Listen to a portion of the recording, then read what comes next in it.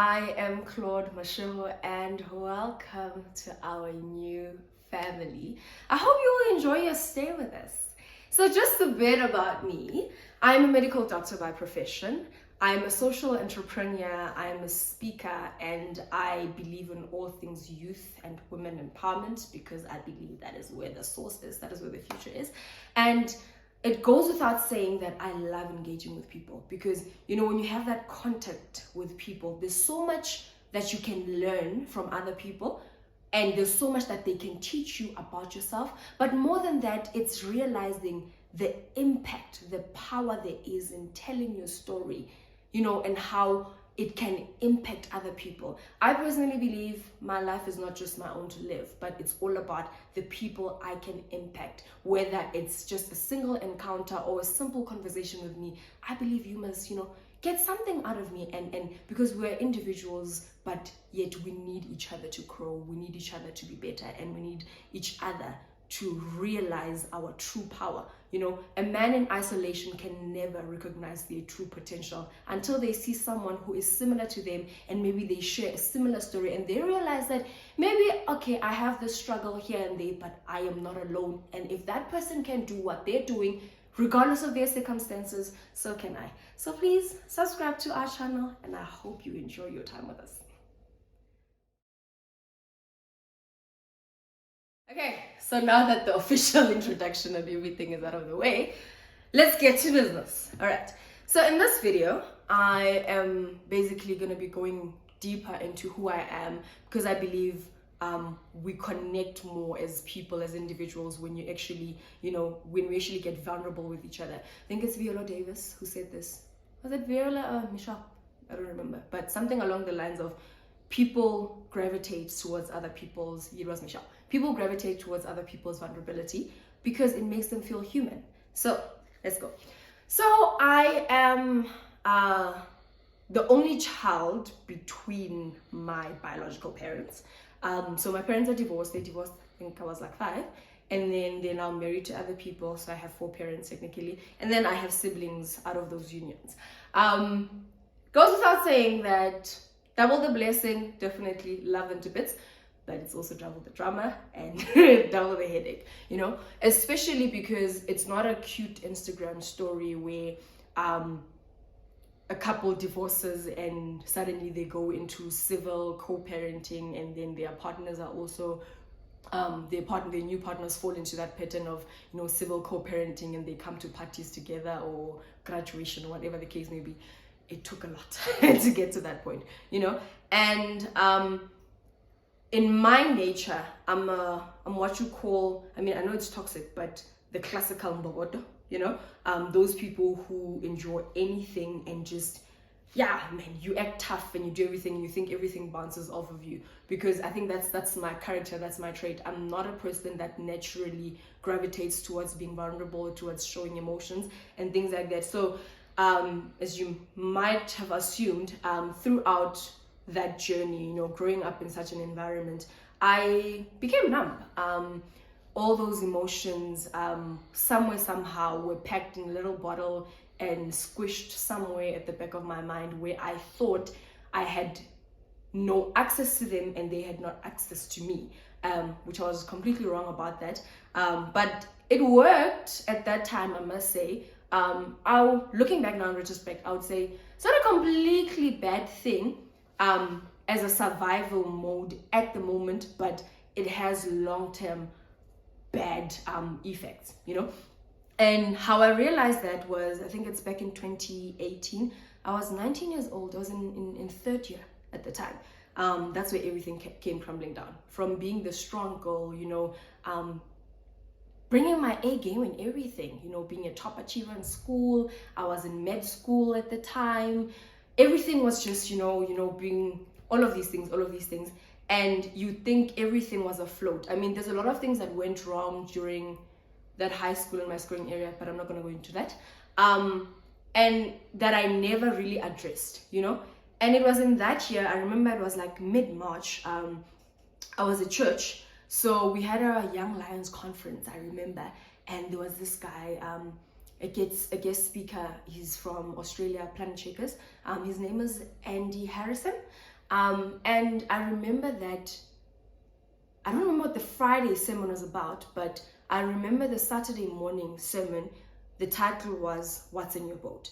And the big question was, you grow up and you get saved, you're a Christian girl, you believe in God, you're doing everything, that you believe you should do, living your life and all of that. But what we forget to address is the fact that just because you got into the Christian boat and you are now living your life towards purpose, sailing to purpose in the sea within your boat, you forget that everything that you are, you bring your whole self into every single situation, into every single environment that you come in. And coming back to me throwing back the bottle and forgetting about it, thinking that it doesn't affect me, it was actually in the boat with me because it was affecting every single area of my life. I was just not aware of it. It affected the way I engage with people. I was never a person that got attached to people, especially in friendship. I'm a lover, but I would keep people, at distance. I'm not a person that would, even now I still struggle a little bit, but I was not a person who would call first to check up on you. You would know I love you. Whenever we're together, I would support you. I am your friend. I am there for you. But I would never be that person that takes initiative for other people and actually commits to building relationships with other people.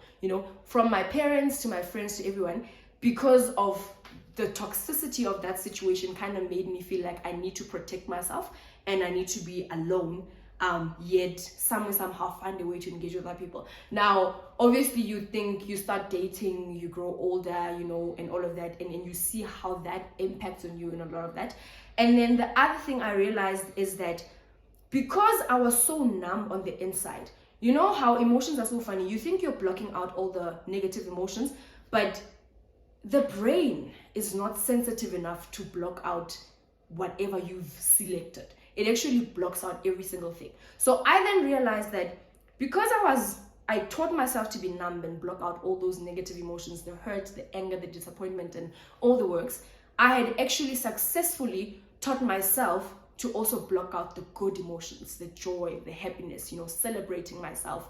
I am a confident human being. I think it took years to get to that, but I still struggled a lot in the area of celebrating myself and being happy, truly being in the moment. I was not able to embrace all of those good emotions because I think at the back of my mind, it's like, if you open that window, you're probably going to be opening a window to the other things, and maybe this happiness is going to be short-lived, all those negative things. So it's just an example of how this thing affected me all around, myself personally, mentally, and in my interactions with other people, struggling to celebrate myself and all of that. And it came to a point where around the same day, I had a breakdown that day. And I remember for the first time, I spoke to my res mom, who's now like a very good friend of mine. And I started sharing my story with her. And I remember what she said to me kind of stayed with me, After that, she said to me, Claude, you look like you have your life together. You model, you do all of these things. You are that girl that goes after everything. You're happy. You are there for everyone. You are that girl. But people don't actually get to see what is really happening inside, and that I did not let people in, and it took that small act of, it looks small, but was actually big, of me opening up to someone else and actually being honest about how my parents divorcing and growing up in that environment and everything that has been happening, sometimes having to choose which parent comes to prize giving, which one doesn't, birthday celebrations and all of those things. I ended up not even celebrating my birthday anymore. And how that affected me because I had never opened up about it. And talking to someone else made me realize just how deep the work was. And I came up with this analogy to kind of explain it. And it's like, when you have like your clothes on top of your bed, né? Maybe you did laundry, whatever the case may be. And then when you just want to sleep, you do what's convenient. Né? You just grab everything, throw them in your closet, shut it, continue with life. Something else, you take off your clothes and you realize that's not too dirty, you shove it in. All of those things, and it's a repeated cycle of you doing that. And that's what I had been doing over the years until a moment when that closet just refused to stay shut, and then it just burst open and everything lands on the floor. And now that's what had happened. All the garbage I had been collecting over the years that I had been shutting at the back, throwing in the closet, had now finally at that moment cracked open. And I had to then decide, what am I going to do? I had two choices. Number one, grab everything, throw it back in, shut, and hopefully it stays shut for longer this time, or start unpacking, and then you realize there's some items I haven't worn in so long. This one, I don't even know if it still fits me. This one, I don't even like anymore. And you realize what you realize what you have, and then you decide what you're picking, what you're keeping, what you're throwing away, what you're giving away, what's still worthy of being worn, and all of that. And that's the same with our emotions, When such a moment comes, I think we need to look at it as an opportunity to actually unpack. It's not easy, it's overwhelming because you have never felt all of these things. You have refused to feel all of these emotions, and now they're overwhelming. But you have a choice to make. Are you going to unpack them one by one and see how you're dealing with it, one day at a time, one step at a time? Or are you going to go back to shutting everything out and hoping that it stays locked away up until the next time it bursts open again, and then it's like another breakdown, and then another breakdown, and then another breakdown? So I had that decision to make, and I kid you not, that was one of the best decisions I've ever made in my life. The first 2 months from that time was very hard because depression hit me hard. I went 2 months straight without going to class. My friends and everyone that saw me, they just thought maybe I was skipping class because, well, I preferred studying on my own, or I was not benefiting from the lectures, whatever. They really did not know that all this while I was sitting depressed. And the beautiful thing in that moment, though, was it was literally just me and God.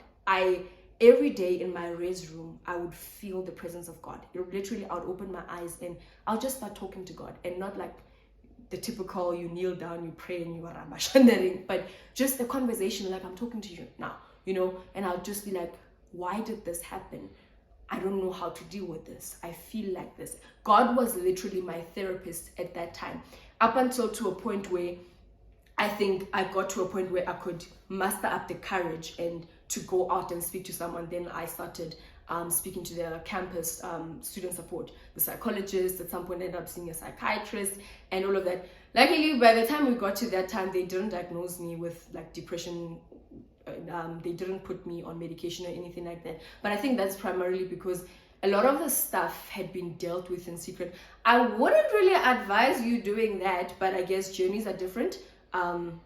There's no blueprint, but however way you unpack your things, as long as you are not in danger to yourself, you are not suicidal and all of that, I think allow yourself to process. But if you feel that you have any danger signs, like you're suicidal or anything like that, talk to a friend, find a professional and talk to them. But yeah, so that is how my journey to self-love, to self-discovery, self-awareness started. Because in that 2 months, I spent so much time with myself that I got to understand myself. I got to understand where I was coming from. And a year or two down the line, I decided to start my blog on WordPress, Worth Unleashed. And that is where I've been telling my story. And then I also decided to be quite open, a little bit open about my journey on my social media, sharing here and there. And now I've decided, you know what, let's go big. Let's take it to this platform. I think I've been thinking about this for years, but I think now we're ready. And I think now I'm mature enough to package it in such a way that I'm not scared to speak, but I'm also very impactful in the way I package my story, So let's go on this journey of self-love, self-discovery, finding our purpose, in the pain, in everything, and unpack this together. Because I believe that you cannot sail to your purpose or to your destiny without unpacking things. You are the best version you present of yourself matters. And currently, who you are right now, that's your best version until you decide to work on it. So this is a family where we're going to be going on this journey together, working together, and I'm going to be sharing some of my personal tools that I've learned. Some of them are going to work for you, some of them are not, and hopefully we'll grow into, inviting other people onto our platform and actually have them also help us in this. All right, thank you.